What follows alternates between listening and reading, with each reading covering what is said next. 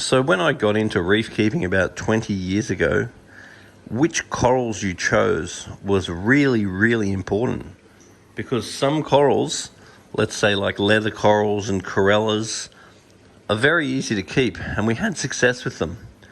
And then other corals, like your Euphyllia type species, were harder to keep. So people tended to stay away from the corals that were hard to keep. Something like a Goniopora back in those days was very hard to keep.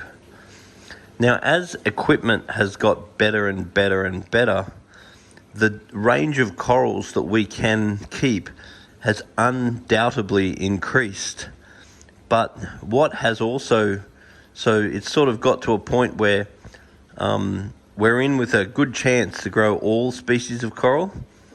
But what's really been lost recently is the value of the easy to keep corals, particularly for beginners and particularly to manage expectations.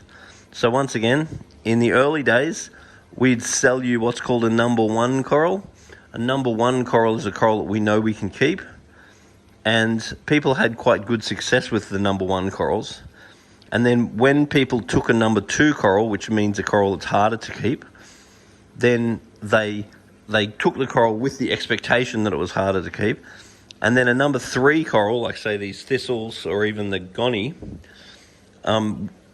people would very much get warned against these corals.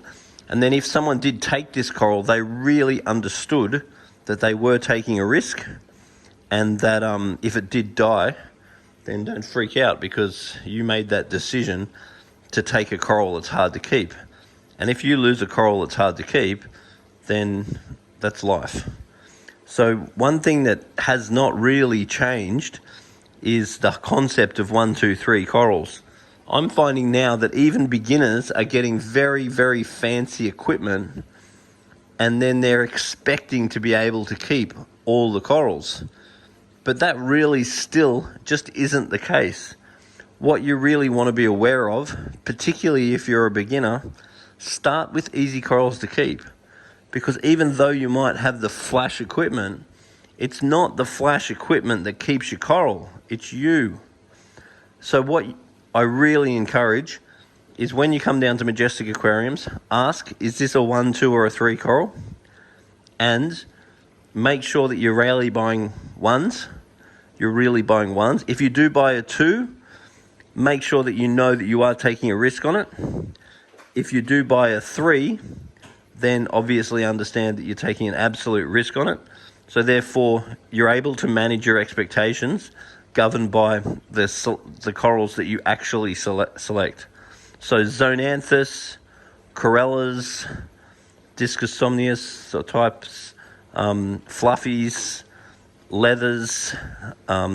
There's plenty of examples of easy to keep corals, and they're really the ones you want to generate, you want to move towards as a beginner. As you get more experience, let's say a year or 2 down the track, maybe start moving into the 2s. As you start getting experience, like 3 or 4 years, then maybe you can start moving into the 3s. So the 3s are the hard to keep corals. Anyway, put a little note on the bottom of this video and tell us, what corals have you found to be particularly easy, and what corals have you found to be particularly hard?